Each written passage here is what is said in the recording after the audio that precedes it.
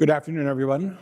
Thanks for coming. The way we're going to divide up our time is I'm going to have a conversation with Coach O'Brien for 25 or 30 minutes, and there's a standing mic right over here at the bottom of the aisle, and Coach O'Brien has agreed to answer any questions from students. So please, if you have a question, please come down.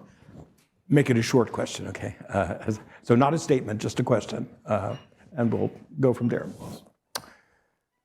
Coach Bill O'Brien is the 37th head coach in Boston College football history. He was hired last February of 2024, and he now serves as the Greg Barber and family head coach. Coach O'Brien is a 32-year coaching veteran on staffs on both the college and professional levels, and he was elevated to his first head coaching post at Penn State in 2012. He was named head coach of the NFL's Houston Texans in 2014, leading the franchise to a 52-48 record. Coach O'Brien, who totaled 6 years across 2 stints on Bill Belichick's staff, also helped guide the New England Patriots to 2 AFC titles and appearances in 2 Super Bowls. Most recently, he spent the 2023 season as the offensive coordinator and quarterbacks coach of the New England Patriots. Bill is originally from Dorchester, Massachusetts. He played linebacker and defensive end at Brown University, our neighbor to the south, and graduated from Brown with a double concentration in political science and organizational behavioral management in 1992. He and his wife, Colleen, and their 2 sons live in Newton Center. So please join me in welcoming Coach O'Brien. Thank you. Thank you. Is your thing on? You guys hear me? Everybody hear me? Okay. Good. So Coach O'Brien, this is a big season. We were talking about this a little bit before now. This is a big season for you as you finally get to put your own stamp on the recruits to BC's football team. In terms of constructing a team that reflects your vision, do you plan on continuing to build by recruitment, or is the transfer portal going to be an increasingly important fact in terms of getting football players to BC? Without a doubt, the program here will be built through high school recruiting. The model that we look at is really like some of the models that we've used in the places that I've been before, whether it was Alabama or in the NFL, where in the NFL, you really want to build the team through the draft, right? And then you want to supplement the team in free agency as best you can with the right fits. It's similar to Boston College. We want to find guys that really fit what BC is all about, right? They don't necessarily have to come from Catholic high schools, but, the majority of guys we recruit right now for the class of 25 and the class of 26, majority of guys come from Catholic high schools around the country, mostly from the Northeast, but really across the country. And so we'd like the majority of our guys to come from schools that represent the values in some ways of what Boston College is. And then we want guys that really understand that there's more to life than football. I tell the guys that I recruit in high school that of all the thousands of guys that play high school football, only 2% of those guys make it to Division I college football. And of those guys, the Division I college football players, only 1% make it to the National Football League. So the opportunity to come to a place like Boston College and play Division I football, but also get what you guys know, you know, is a world-renowned degree is really, really part of our selling point. Relative to the portal, number one, it's very difficult to transfer in here, right? Boston College is a special place. The classes that you take are very special classes, and it's very difficult to transfer in here.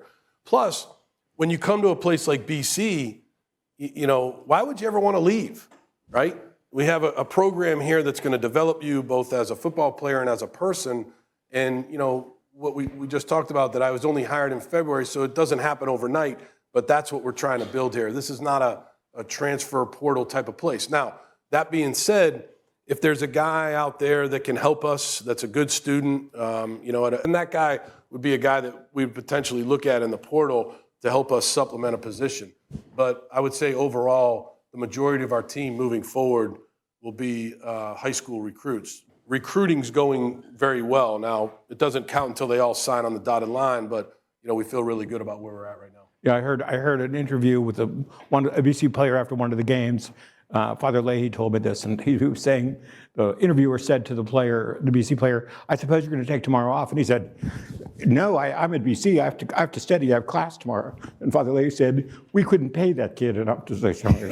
So it's good. Yeah, I know what interview he's talking about, and I hope that kid went to class the next day. Yeah. And I think we should pay him. Whether he did or not, we should pay him. It was very good for us, no question about it. We'll take So in terms of the overall team, what's the overall number of players you're looking for, and what percentage of those players would come through the portal or as opposed to recruitment by phone or Zoom? Right, it's a great question. So starting right after this season, really, heading into spring practice, there hasn't been an exact date put on this, but the roster limit will go to 105. I don't know if anybody's familiar with what's happening in college football, but there's a lot of things happening in college football relative to transfer portal, name, image, and likeness, and roster limits. So what does that do? Well, that really hurts the walk-ons. One of the things that's so important to us, was important to me at Penn State, was important to me at the University of Alabama, was, and really important here, like one of our captains, Joe Marinaro. I don't know if anybody knows Joe Marinaro, but Joe Marinaro is a walk-on player that was an award and a scholarship this past season, but he's been a walk-on for 4 years and is a heart and soul type of player. Those type of players, there won't be as many of them anymore because of the roster limits. So with that being said, again, that makes it more important for us to do a great job in high school recruiting. So I believe in high school recruiting, getting guys that come from families that really understand what Boston College can do for them, and that's what we're going to try to do. Hey, if we fail doing it, we fail doing it, but it's not going to be from lack of trying. No, this is a bye week, and just before this event, you said you had how many interviews so far today? I spoke to on the phone, so it's a bye week, so we do a lot of recruiting. So all of our coaches are out on the road recruiting right now. I made 50 phone calls from about 8:30 in the morning till about 2:30 when I got ready to come up here, to parents of recruits. So the class of 25, class of 26 parents, because I think it's so important to talk to the parents, because I have a very large responsibility to the young men that those parents send to Boston College to make sure that they're treated fairly, that they get every opportunity to play, and that they get every opportunity to make sure they get this great degree, and that what Father Jack Butler talks to us about a lot in our program is about the magis, that they get the most out of themselves, the more. And I think that's something that I really, harp on with the parents. And so I made a bunch of phone calls to parents this morning and this afternoon. Now, Father Leahy told me that you have Jesuits speak better than most Jesuits do. So no. I don't. So I learned from the best. I learned from all. Not really, but yeah. Thank you, Father Leahy. But when you talk to these kids, many of whom aren't familiar with Jesuit education, right?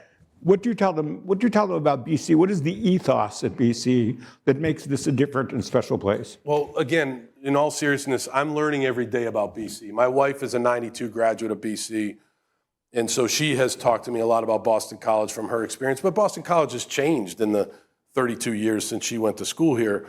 And so, I've learned a lot from people at the school. And what I love about BC is they don't just talk the talk. The professors, the staff here, obviously the administration, they walk the walk. And I think that's very important. And so the first thing I talk to parents about right off the bat is that BC is a place where we are going to give back to the community, right? A man and a woman for others. I think that's one of the huge things about Boston College, that when you go to other places, there's a selfishness to other places. And here at Boston College, that doesn't exist, because yes, we go to class. Yes, we have to work hard in the classroom. Yes, we have to work hard in the weight room and on the football practice field and obviously on the game field. But at the same time, we have to give back. It's very important to give back. This football team that I'm with right now, I've never been around a football team that does more in the community than this football team. That includes the pro teams I've been around, the college teams. These guys, they go up to the campus school. They go to elementary schools in downtown Boston. They work at Rosie's Place. They do a lot, and I know all of you do the same thing. And so that's one of the things that I talk to parents about quite a bit, is a man and a woman for others. And I think that's really something we try to abide by at the football program. Well, you know very well, a lot of students at Catholic high schools are themselves not Catholic, or not necessarily Christian. So how do you explain the Catholic part? Or does that potentially put people off? No, I tell you, I try to explain it. I don't overdo it because we have a lot of guys that are not Catholic. They're either non-denominational, or maybe they're Baptist, or they're Protestant, or they're Jewish, or we have a Muslim on the team. Not everybody's a Catholic on the team. But what we do is, to give you an example, is we before every game on game day we have a team mass. So this team mass is a Catholic mass, and so Father Jack he celebrates the mass with our team. It's not a long mass. And it's definitely somewhat of a pep talk.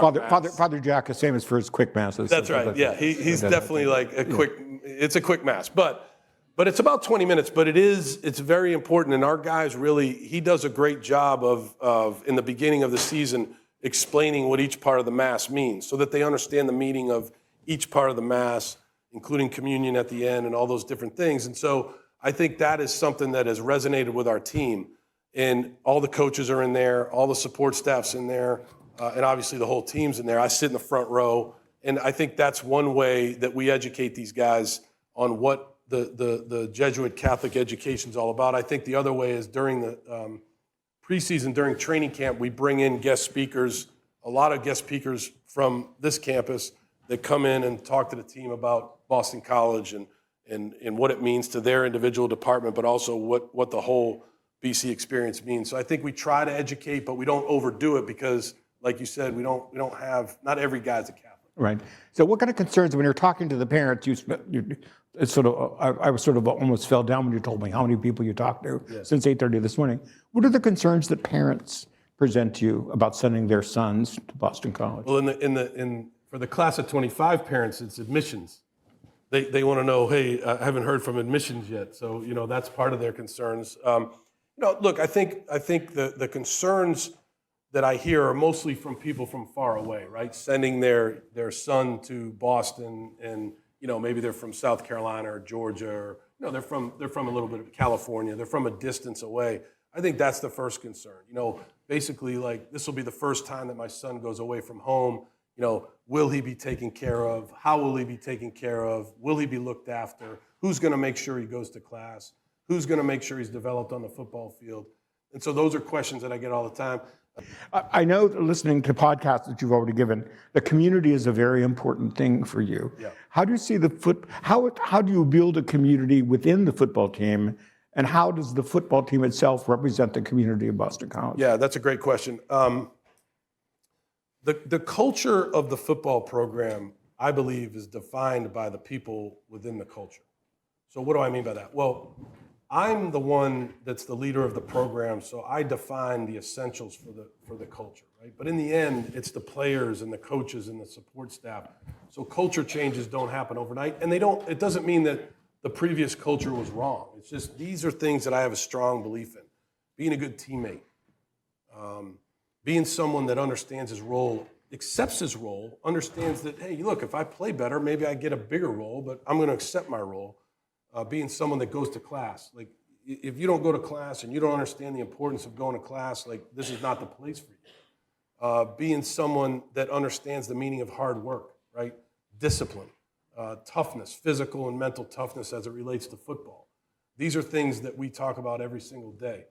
And sometimes those don't play out all the time on the field, as you've seen. We've won some, we've lost some, and hopefully over time, as we continue to teach the guys on the team what we're talking about culture-wise, but also the guys that we bring in, that their good culture fits, that you'll see that start to resonate on the field. But that's kind of how I do it. And again, I think bringing in the right people is really what will define the culture ultimately. So BC is getting more and more difficult to get in. Last year we had 34,000 applications for 2,300 spots in the freshman class. And that's going to impact everyone. It certainly will impact the football program. How are you going to navigate that as BC climbs the rankings and therefore gets more and more difficult to get into? What effect, if any, will that have on look, I think that's a challenge that's accepted by me and our staff. I think that there are guys out there that are good football players that we've seen throughout the history of college football that understand that are good students, that understand what a great education can do for them, that are good football players. this, right? You look at a guy, one of the best players in the National Football League is Christian McCaffrey, right? Went to Stanford, a brilliant guy. Here's a guy that, he didn't play at Ohio State or Georgia. He played at Stanford. He's one of the best players in the NFL. There's a lot of guys like that. I think that there's guys out there that we can find. Now, does that take a little extra work? Does that take a little extra homework on a guy? Yeah, that's something where maybe you have to dive a little deeper to find somebody. But in the end, if you can find the right fits for BC, then you've got a real shot to win here, and that's what we're trying to do. So the first unfair question of the afternoon, okay? Okay.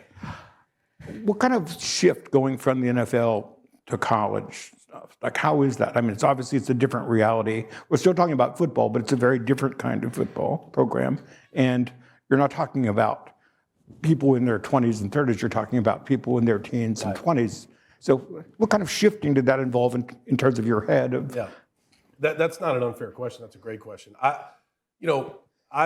50-50, right? So this is my 32nd year in coaching. I was about 15 years in the NFL and about 17 years in college football.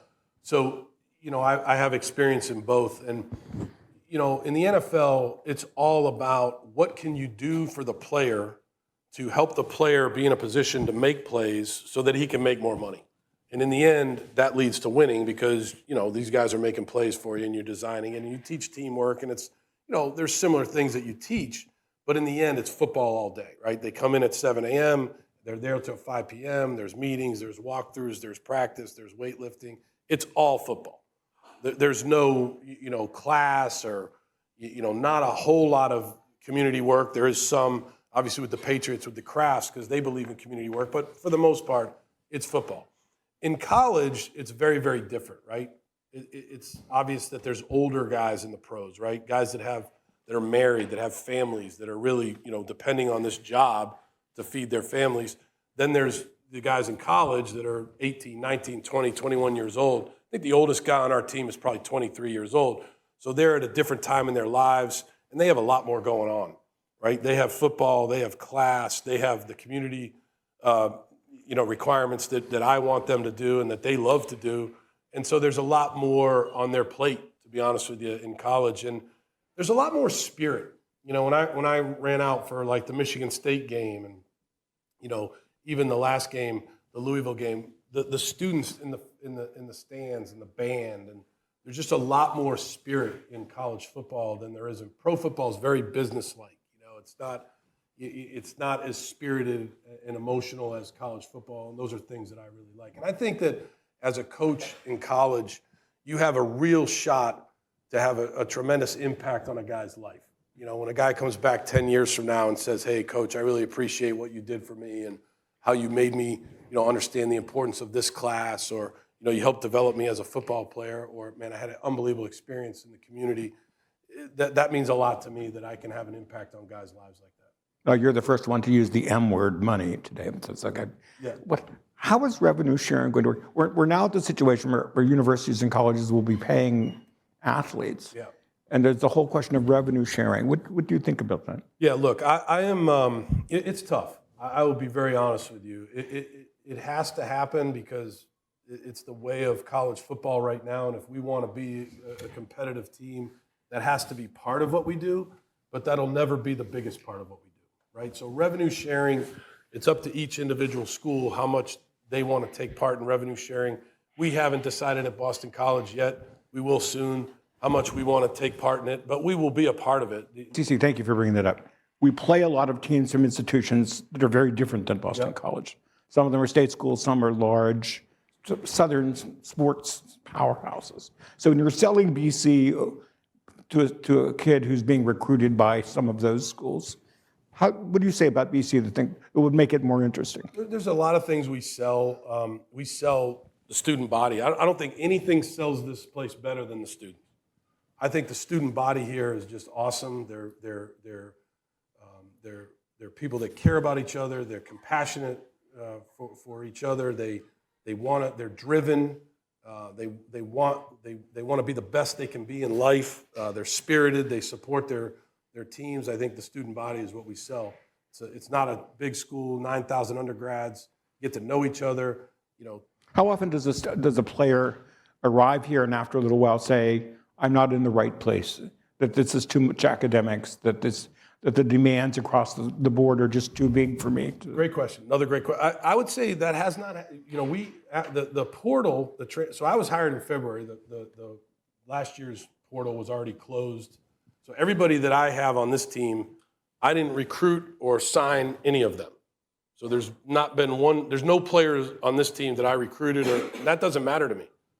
I told those guys the first day I met with them is, we're all together now. We're one, right? It doesn't matter where you came from, how you got here. It doesn't matter. I don't care about that. Now, do you have a secret key to the admissions office over in this building? No, I don't. I have no key. Okay. But I will say that one of the best things we did when we got the job here was we brought James Dewey Rosenfeld down. Harold came down. We had a lot of guys from admissions come down and speak to our staff about BC. That was another educational experience. Spent a whole day with us, talking to us about Boston College. And then recruiting happens in June now, official visits. So during the official visit period in June, we brought him to Devlin upstairs, and James would speak to him every Saturday. He'd speak to a group of recruits. Yeah. So that was really I was wondering how the athletic programs. One day I was visiting a geology professor here, and I was leaving Devlin. The emails had gone out, but there were 17,000 no letters stacked in the course of Devlin. Sort of not a happy day for a lot of people. Yeah, it's tough. So that has to be tough for recruiting football players, among other things. Yeah, no, I think that's one of the things we try to do right away, and where the admissions people help us a lot is if we have a guy that maybe he goes to a high school that isn't a great high school, but we know this guy has potential. He can communicate very well. He tells us what he loves to do. He loves to read. He loves to do math, or whatever it might be. But maybe he's not coming from a top school, but he's a very good player, and we believe this guy has potential. Admissions will sit down with him and they'll talk to him. And I think that's a great thing that we work together, and they'll tell us, like, hey, this kid probably wouldn't have a chance here, or this kid can do well here. Second unfair question of the afternoon. For the past 15 years, some people have perceived BC to be battling the image of having a troubled football program. That 20 years ago, BC was ranked very high. We were a nationally ranked place. Everybody's watching BC, and then we had some bad years. Do you think that's a fair perception of the football program? Yeah, I mean, it's been 15 years since we've won 8 games in a season. That's why it's a challenge, right? Life's about challenges. I love the challenge. 20 years ago, we had a guy named Matt Ryan, and he helped out a lot. So we're trying to find the next Matt Ryan. Coach O'Brien loves to understate things. No, yeah, that's but I think that if you look at the history of BC, there's always been that correlation between a great quarterback and winning football, and so that's something that we're really working hard. And Tommy's doing a great job. Nothing on Tommy, but as we move forward into the future, Tommy's not going to be here forever, and so we believe in what we're doing. We know it's not easy. There were several people that told me, why would you take that job? They don't know me. I'm from here. By the way, you said I'm from Dorchester. I spent 5 minutes in Dorchester. Oh, I'm sorry. No, that's fine. I was born at St. Margaret's Hospital. And my brother Tommy, who's involved in real estate in Boston, he always gives me a ton of grief because it says, why don't you correct the record? You're not a city guy, you're a suburban guy. So I grew up in Andover. That's where I grew up. Oh, Andover. A very different place. A very different place than Dorchester. Yeah. Not to be mistaken, I think. Yeah. I could survive in Dorchester, but I'm a suburban guy. You're not a dot boy. No. Okay, good. Questions? Do any of you have questions for Coach O'Brien? Go over to the mic. Excuse me, sir. Just go over to the mic. Yeah.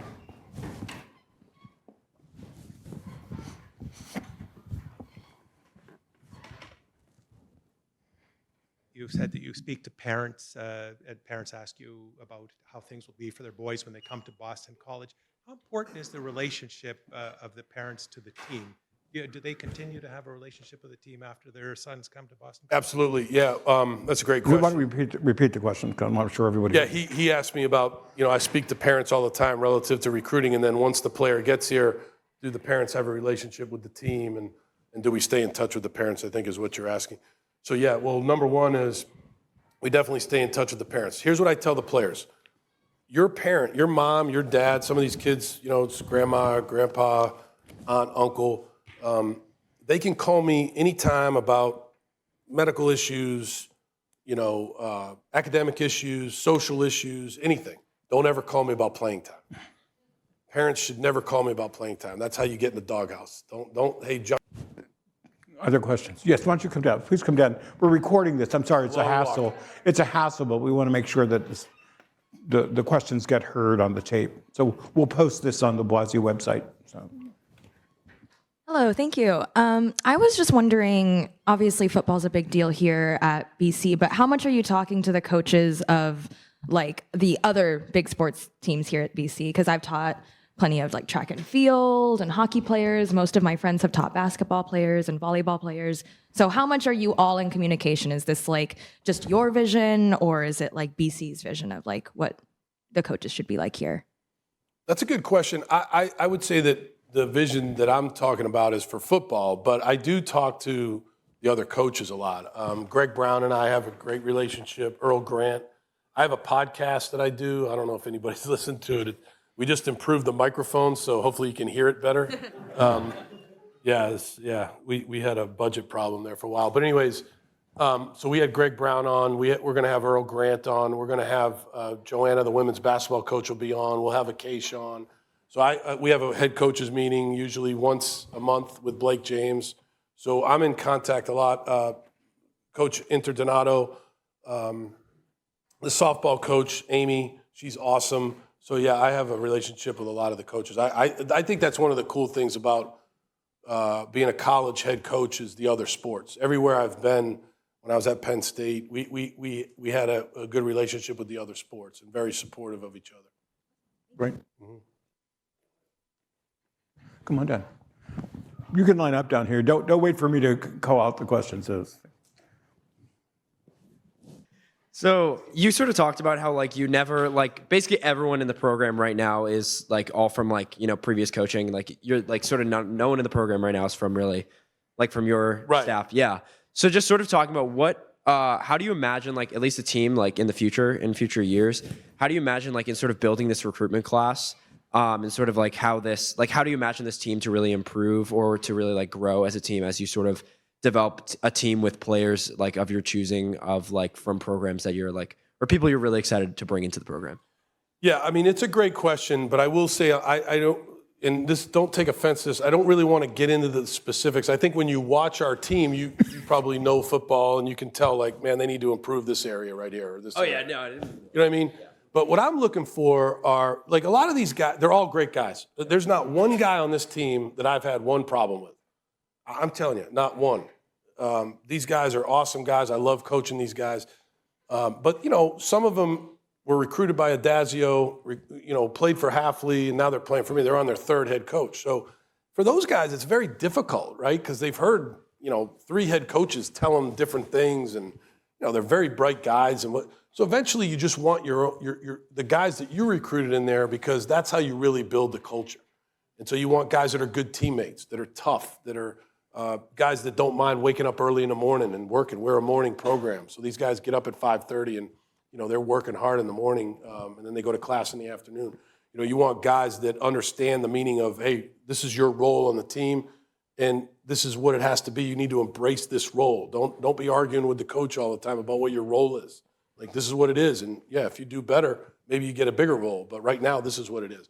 You want guys that understand the meaning of what it is to be a BC, what it is to go to class and to contribute to the campus and to be involved in the community. Over time, that's what we want. Now, we do have a lot of guys like that, so I don't want to tell you that, we don't have any guys like that. But good. Thank you. Yep. Another question. I've reduced you to silence. Go ahead. Show everybody your T-shirt. Oh, thank you. Yeah. My brother made those. No. First off, thank you so much for coming here. Yeah, awesome. Blessing to be able to connect with you. So kind of going off your NFL career, I kind of want to dig into that. So you have worked with tons of players, Jules, Gronk, everybody. Yep. And I'm from here. I went to Thayer, actually, so rival of St. Seb's. Pancake Man. I recruited the Pancake Man, right? Samson Oakham. Goes to Miami. Is he playing down there? I think he's redshirting or something like that. Oh, okay. Yeah. Yeah, but small world. They don't even know who we're talking about. Pancake, yeah. This guy, hold on. We recruited this guy from Thayer Academy when I was at Alabama. Probably wouldn't have been an awesome fit for BC. Great guy. And he was a big physical offensive lineman who always, when he blocked his guy, like he crushed him. So he pancaked him. So he was known as the pancake man. So when we brought him down to Alabama for his recruiting visit, there was a plate of pancakes, like about 12 high. And he would like have a fork and he'd be like posing next to this stack of pancakes. It was the craziest thing I've ever seen. But anyways, I digress. Yeah, no worries at all.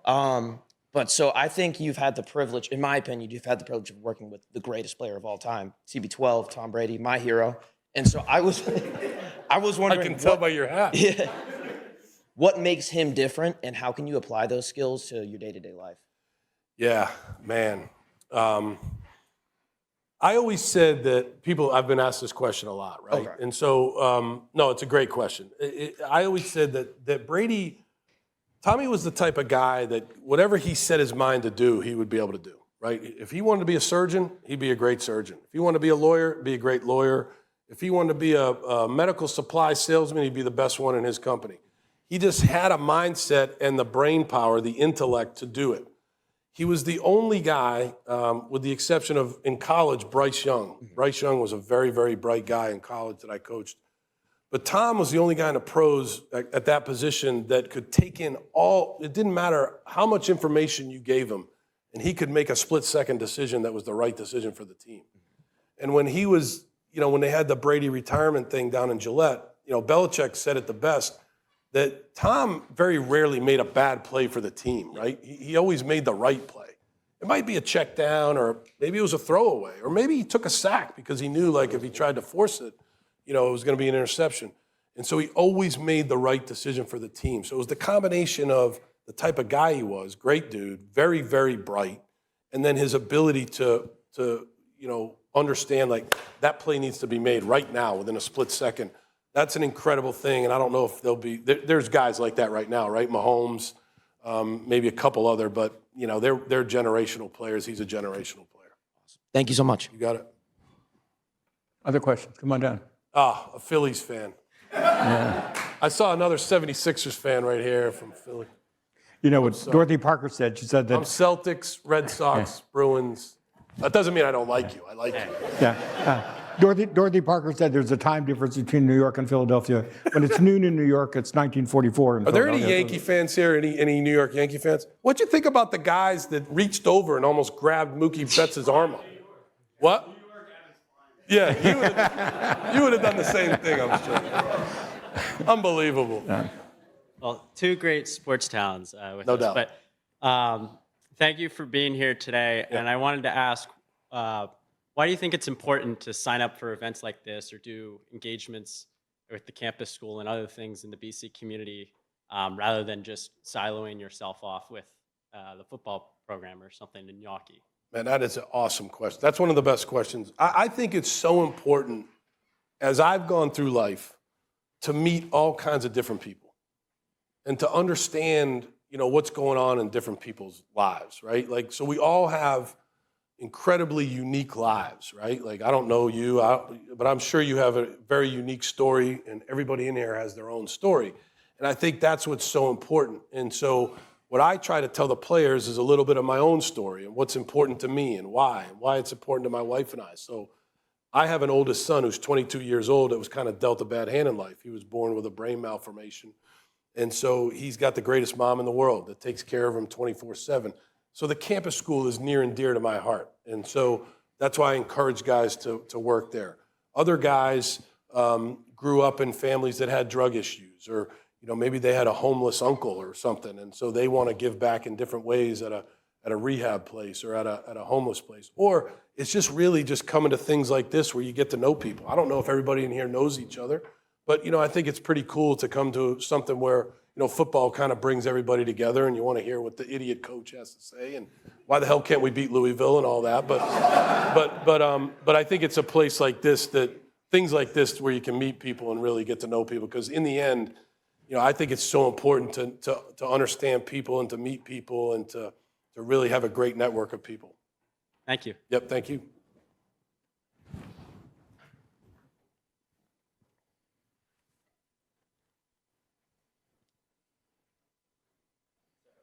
It's tough. Everybody's, you just don't want to trip. Yeah. So I'm curious about the kind of the team dynamic and how you communicate to the guys. You mentioned you got around 100 guys or so, 11 play on both sides, and they all kind of come to BC expecting to play on one level or other. And obviously you've communicated to them coming in about kind of where they might like fit in kind of the pecking order. So you've got a bunch of guys at different positions all wanting to play. How do you kind of navigate as you go, kind of those expectations and got, guys that might have been expecting to play don't end up getting to play, in keeping kind of an overall a positive team culture despite kind of some of those challenges? Yeah, I think that's another great question, and that's a daily thought process for me. And I think when you look at our team right now, with the exception of a few players, right, like Donovan Ezaraco, like that's one of the best players in the ACC. He's not really going to come off the field that much unless he's tired, right? He's a great player. Ozzie Trapillo, right? He's probably the best right tackle, in the ACC. He's not going to come out. But the other guys, there's a lot of parity when it comes to skill set and talent. And so I want to play a lot of guys. So when you come to our games, you'll see a rotation at most positions, right? It's hard to, I don't really believe in rotating quarterbacks. I want one quarterback, but at the other positions, you'll see a rotation of guys.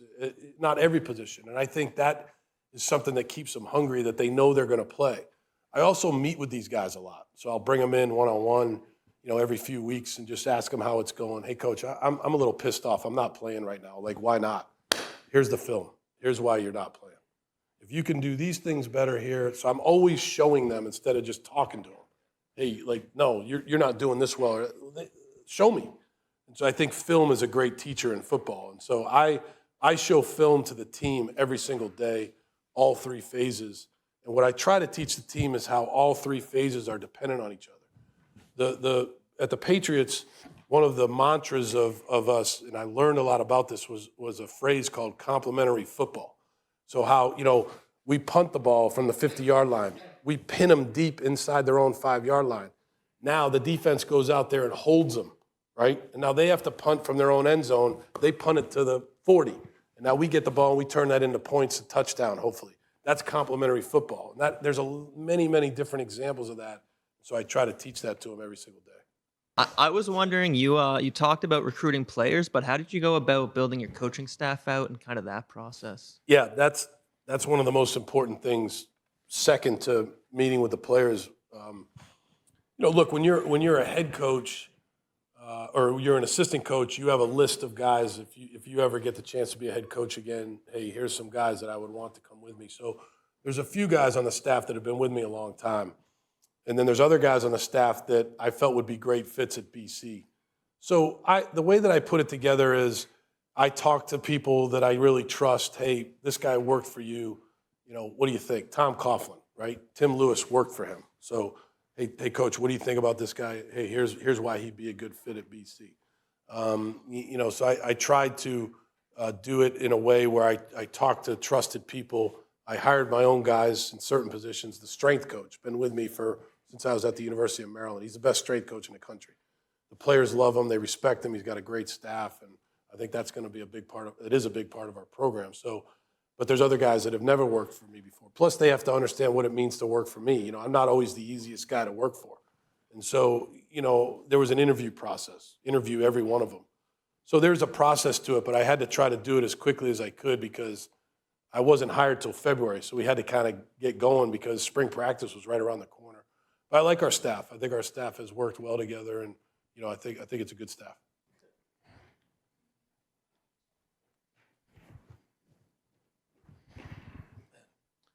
Hi, Coach. I'm just curious. I know you mentioned when you came in, the roster for this season was pretty much set, and the fact that a lot of these guys had already gone through multiple coaches. So what was the biggest challenge with that, and how did you size up the team's strengths and weaknesses? Yeah, I think right away the challenge, which I kind of love, I love the challenge, is to get with these guys one-on-one right away.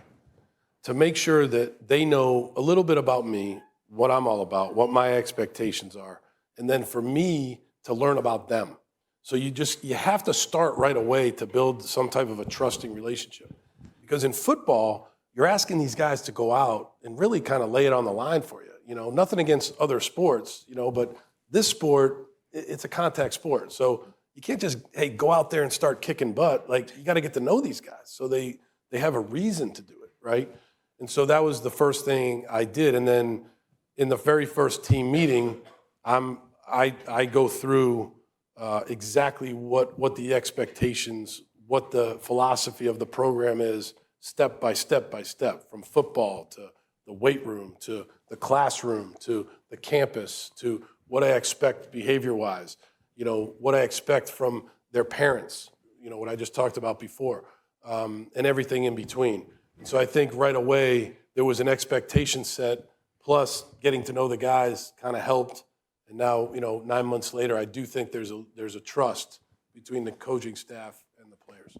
When I said on the strengths and weaknesses, look, it's really hard when you first come in to really just make a, hey, I know exactly what the strengths and weaknesses just based on spring practice because you're going against each other, right? Yeah. So really, you don't really know that until you start playing games. So now we're 8 games in. I have a really good idea of what our issues are. And so I think moving forward, we'll try to correct them in these last 4 games, and then next year, really go into the offseason making sure we correct them. Perfect. Thank you. Thank you.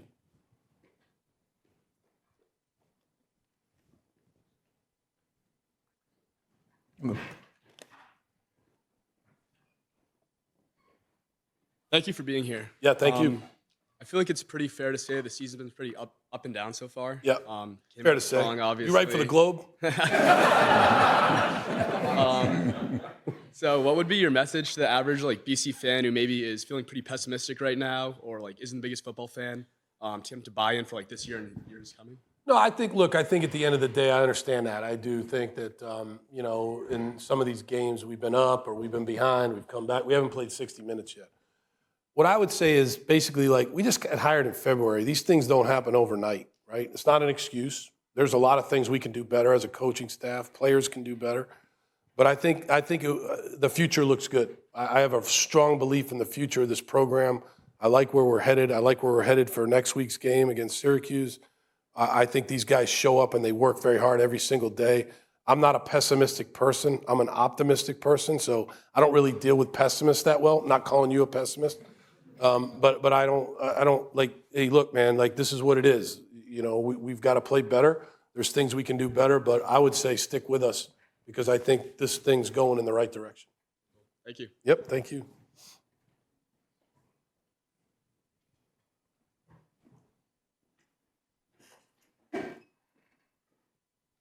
Thanks a lot for your time, Coach. Good afternoon. There are a few of us Jesuits in formation here, and we were drawn to come listen to you speak because you do use, you speak the Jesuit jargon with such a facility. Frankly, if you weren't a family man, I'd probably recruit you for the Jesuits myself, but I understand you're already committed. I don't think I'd be a good Jesuit. You never. Recruitment is important.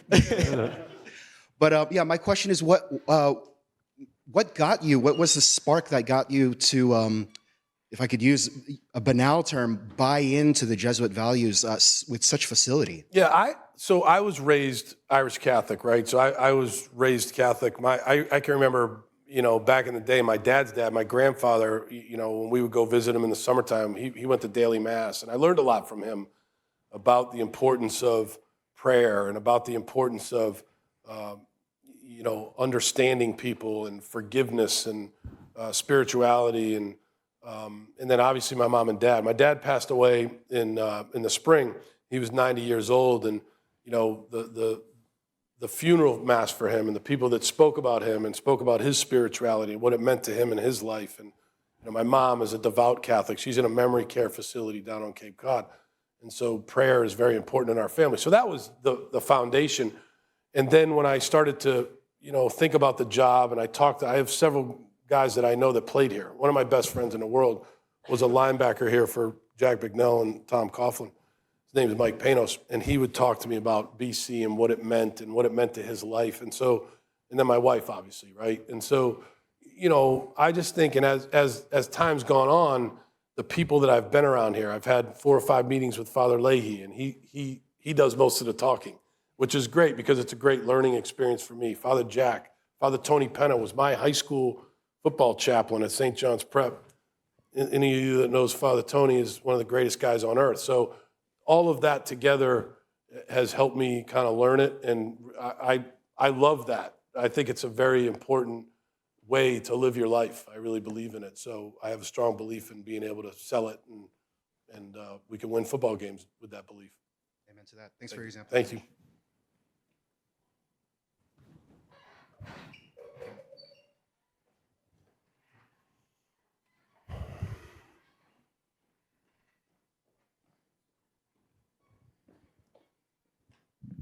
Hi, Coach. Thank you. How you doing? Good. My question to you is, who are some coaches that you look up to, both in terms of the technical aspects of the game as well as the culture that you try to instill in your players here? Yeah, I mean, obviously, I've been very fortunate in my career. I've worked for some great head coaches, and I learned a lot from those guys. But then there were some assistant coaches that I worked with that taught me a lot. So, everybody knows Bill Belichick and Nick Saban. Those guys taught me a lot about a lot of different things. But there were assistant coaches, like at the Patriots, I worked for an offensive line coach named Dante Scarnecchia, who was incredible. Probably the best assistant coach in the history of the NFL, in my opinion. Josh McDaniels, he and I are close friends. He taught me a lot. When I went to the Patriots, he was the offensive coordinator. When I was at Alabama, I worked with guys like Pete Golding, who's at Ole Miss right now. They taught me a lot, guys like that. So I have several guys over the years that have taught me a lot about X's and O's, about recruiting. I had a guy that I worked for at Georgia Tech back in the day named George O'Leary, who was a great mentor to me and taught me a lot. So, it's just been a lot of guys over the years that have taught me about, different parts of football that I owe a lot to. Thank you. Yep.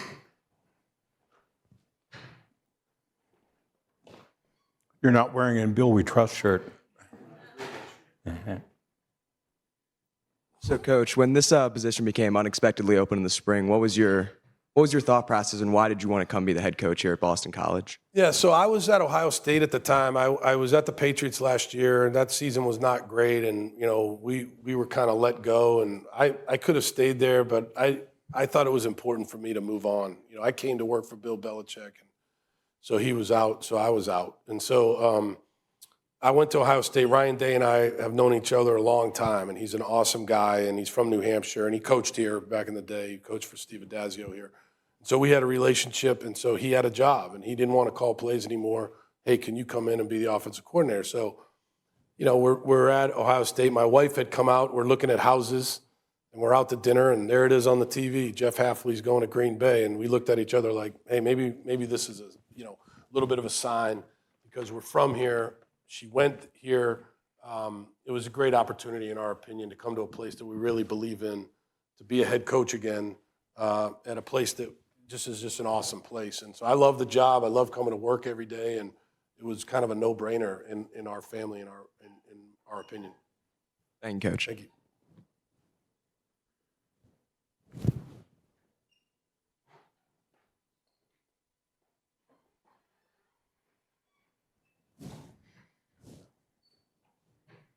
Hey, Coach, how's it going? Good, how you doing? Good.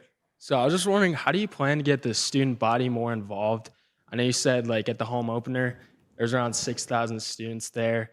And on campus, we have the hockey games, which are super big as well. How do you plan to get students into games early and get the spirit up and stuff like that? I will always be involved. I'm around campus a lot. I mean, I go to Massa every Sunday up on Upper Campus. I'm around a lot. So hopefully the students know how much I appreciate them. I respect them. I really need them at the football games. And I've been impressed with the student body at the football games. They've been awesome. I think we had 7,000 at the Louisville game packed in there. They give us a great home field advantage, and we really want to play well for them. And we need to play better for them at home. But so I don't know. I just think I'm going to keep doing some social media stuff and things like that. But my answer is I actually think the student support's been great. I realize there's tailgating in this is another thing I'm going to try to chip away at in my years here, will be the tailgating. Can we expand that a little bit? I don't know. Maybe I need to. Because I think the tailgating is short, so they're out there trying to get as much tailgating as they can. I get that. And so they're a little late arriving to the games, so maybe we can figure that out eventually. But I think the student support's been great. You have my permission to call me any time of the day or night if you come up with an answer to that. Yeah, I'm sure. I've heard. Exactly. Thank you. One more question.